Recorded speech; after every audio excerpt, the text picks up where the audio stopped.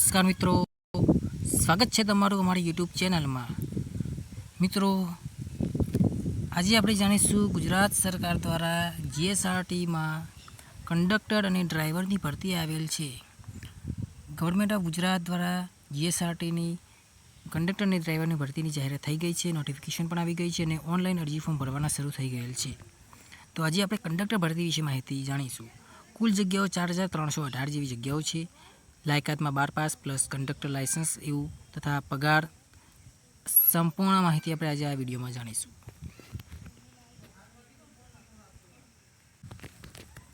તો મિત્રો, ગુજરાત રાજ્ય માર્ગ વાહન વ્યવહાર નિગમ દ્વારા ગુજરાત સરકાર કંડક્ટર ભરતીની ઓફિશિયલ નોટિફિકેશન છે, જેમાં કંડક્ટરનું કક્ષાનું નામ કંડક્ટર, ફિક્સ પગાર ધોરણ રહેશે 26,000 પગાર ધોરણ રહેશે.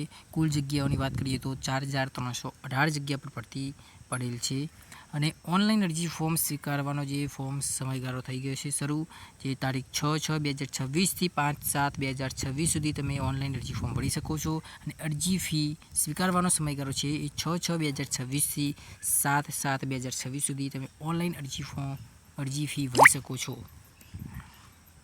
ત્યારબાદ કેટેગરી વાઇઝ જગ્યાની વાત કરીએ તો કુલ જગ્યાઓ 4318માંથી બિન અનામત એટલે કે જનરલ કેટેગરી માટે સામાન્ય 1562 જગ્યા, મહિલાઓને 768 જગ્યાઓ રહેશે. ઈડબ્લ્યુએસ કેટેગરી માટે આર્થિક રીતે નબળા વર્ગો માટે, જેમાં સામાન્ય માટે 308 જગ્યાઓ અને મહિલા માટે 151 જગ્યાઓ રહેશે.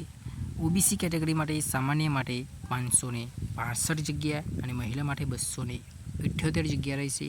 અનુસૂચિત જાતિ એટલે કે એસસી માટે સામાન્ય માટે 147 જગ્યા અને મહિલા માટે 71 જગ્યા રહેશે. જ્યારે એસટી કેટેગરીમાં સામાન્ય માટે 314 જગ્યા અને મહિલા માટે 154 જગ્યા રહેશે. માજી સૈનિક માટે 431 જગ્યા રહેશે. જ્યારે દિવ્યાંગ માટે વાત કરીએ તો 90 જગ્યાઓ રહેશે. દિવ્યાંગ માટે આગળ પણ એક કંડક્ટર ભરતી જાહેર થઈ ગયેલ હતી, તેના અત્યારે પ્રોસેસ શરૂ છે. તેથી આ પણ નવી ભરતીમાં પણ 90 જગ્યાઓ દિવ્યાંગ માટે સારી એવી જગ્યાઓ જાહેર થયેલ છે. મિત્રો, અરજી ભરનાર તમામ ઉમેદવારોને 100 ગુણની એક OMR લેખિત પરીક્ષા માટે બોલાવવામાં આવશે. આમાં મિત્રો સિલેક્શન પ્રોસેસમાં તમારે હવે જે પરીક્ષા માટે કોઈ એવું મેરિટ રહેશે નહીં. તમામ ફોર્મ ભરેલ તમામ ઉમેદવારોને પરીક્ષામાં માટે બોલાવવામાં આવશે. 100 ગુણની પરીક્ષા રહેશે. હેતુલક્ષી MCQ બેઝ પરીક્ષા રહેશે અને આ પરીક્ષાનું મેરિટ તૈયાર કરવામાં આવશે, જે દસ્તાવેજ માટે એક જગ્યાની સામે 1.5 ગણા ઉમેદવારોને ડોક્યુમેન્ટ વેરિફિકેશન માટે બોલાવવામાં આવશે. ત્યારબાદ ફાઇનલ મેરિટ લિસ્ટ જાહેર કરવામાં આવશે. ત્યાર પછી ફાઇનલ સિલેક્શન થયા પછી નિમણૂક પત્ર આપવામાં આવશે. ચોખ્ખું વિઝન હોવું જોઈએ. પહેલી વાત તો ચોખ્ખું વિઝન હોવું જોઈએ. કક્ષાની વાત કરીએ તો 18 થી 35 વર્ષની ઉંમરવાળા જ આમાં અરજી ફોર્મ ભરી શકે છે. ત્યાર સિવાય અનામત વર્ગના ઉમેદવાર માટે પણ નિયમાનુસાર છૂટછાટ આપવામાં આવશે, જેમ કે ઓબીસી માટે 3 વર્ષ છૂટછાટ આપવામાં આવશે, SC ST માટે 5 વર્ષની છૂટછાટ આપવામાં આવશે. તે સિવાય દિવ્યાંગ માટે અલગથી 10 વર્ષ જેવી છૂટછાટ આપવામાં આવશે. ત્યારબાદ લઘુત્તમ લાયકાતની વાત કરીએ તો ધોરણ 12 પાસ રહેવું જરૂરી છે, કમ્પલસરી. ત્યારબાદ લાયસન્સની વાત કરીએ તો પ્રાદેશિક વાહન વ્યવહાર કચેરી એટલે કે RTO તરફથી મળેલ વેલિડ કંડક્ટર લાયસન્સ તથા બેઝ ધરાવતા હોવા જોઈએ. ફર્સ્ટ એડની તાલીમ લીધા પછી તમારે કંડક્ટર લાયસન્સ અને બેઝ માટે અરજી કરીને કઢાવવાનું રહેશે. અને ભરતીની જે પ્રક્રિયાની વેટેજની વાત કરીએ તો 100 ગુણની OMR સીટ રહેશે. જે એ OMR લેખિત પરીક્ષા જે છે એ 100 ગુણ 100% વેટેજ રહેશે, પરીક્ષા પર આધાર રહેશે. તો સિલેબસની વાત કરીએ તો 100 ગુણના પેપરની અંદર 1 કલાકનો સમય આપવામાં આવશે. ત્યારબાદ એમાં સામાન્ય જ્ઞાન, ગુજરાતનો ઇતિહાસ, ભૂગોળ, જે કરંટ અફેર્સ એવું 12મા ધોરણનું 20 માર્ક્સનું પૂછાશે. રોડ સેફ્ટી 10 માર્કનું રહેશે. ગુજરાતી વ્યાકરણ 10 માર્કનું, અંગ્રેજી વ્યાકરણ 10 માર્કનું રહેશે. ક્વોન્ટિટી એપ્ટિટ્યૂડ એટલે કે રિઝનિંગ જે છે તમારું 10 માર્ક્સનું રહેશે. ત્યારબાદ ગણિત જે છે મિત્રો, જેમાં આજે ટિકિટ અને લગીજના ભાડાના દાખલા જે છે એમાં 10 માર્ક્સનું રહેશે. મોટર વ્હીકલ એક્ટના જે નિયમો જે છે બધા કલમો, કંડક્ટરની ફરજો જે છે એ 10 માર્ક્સનું રહેશે. કોમ્પ્યુટરના જે પ્રશ્નો રહેશે એ 20 માર્ક્સના રહેશે. કુલ આમ 100 માર્ક્સનું પેપર રહેશે.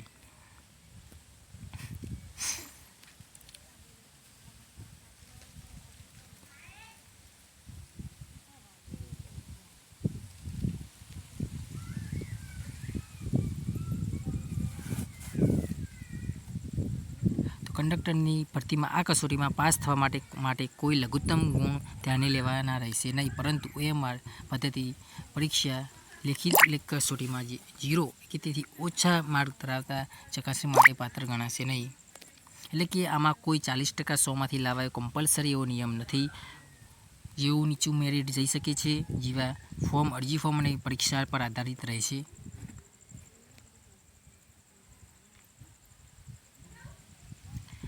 પગાર ધોરણની વાત કરીએ તો 5 વર્ષ માટે ફિક્સ પગાર 26,000 પગાર આપવામાં આવશે.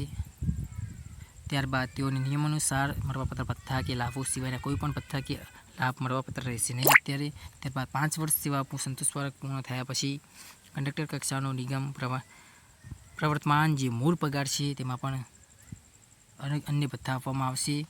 આ વયમર્યાદાની છૂટછાટની વાત કરીએ તો મિત્રો, જેમાં પુરુષની વાત કરીએ તો 35 વર્ષ અને મહિલા માટે 40 વર્ષ, બિન અનામતમાં 40 અને મહિલા માટે 45, માજી સૈનિક માટે 45 અને એ પણ મહિલા માટે પણ 45, દિવ્યાંગમાં જો બિન અનામત કે અનામત હોય તો 45 વર્ષ અને મહિલામાં 45 વર્ષ રહેશે.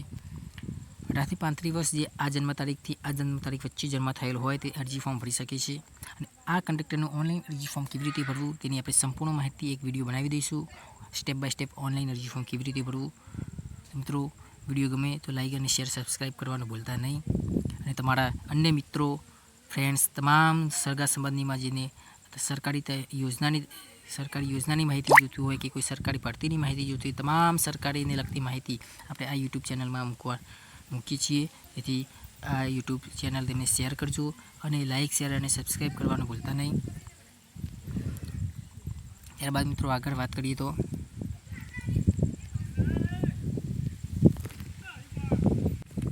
દિવ્યાંગની કેટેગરી વાઇઝ જગ્યા જોઈએ તો A, B, C અને D, E બધામાં અલગ અલગ કેટેગરી વાઇઝ જગ્યા છે. તો મિત્રો, તમને આ કંડક્ટર ભરતી વિશેની સંપૂર્ણ માહિતીનો વિડીયો જો ગમ્યો હોય તો લાઈક, શેર અને સબસ્ક્રાઈબ કરવાનું ભૂલતા નહીં. થેન્ક્સ.